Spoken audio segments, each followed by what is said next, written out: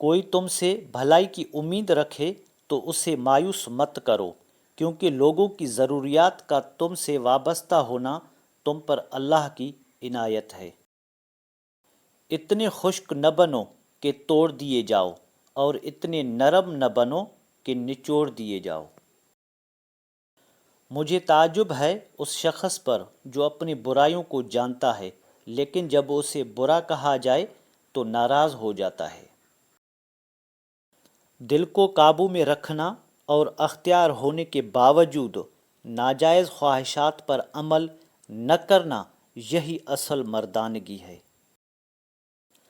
حضرت علی رضی اللہ تعالی عنہ کا فرمان ہے، ذلت اٹھانے سے بہتر ہے کہ تکلیف اٹھاؤ۔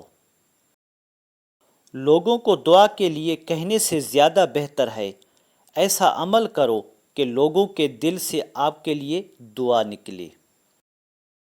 کسی کے خلوص اور پیار کو اس کی بے وقوفی مت سمجھو، ورنہ کسی دن تم خلوص اور پیار تلاش کرو گے اور لوگ تمہیں بے وقوف سمجھیں گے۔ السلام علیکم دوستو، اگر آپ کو ہماری کاوش پسند آئی ہے تو ویڈیو کو لائک، شیئر اور سبسکرائب کریں تاکہ ہماری ہر آنے والی ویڈیو آپ تک پہنچتی رہے۔ ہمیشہ آپ کو صحیح راستہ دکھاؤں گا۔ شکریہ، اللہ حافظ۔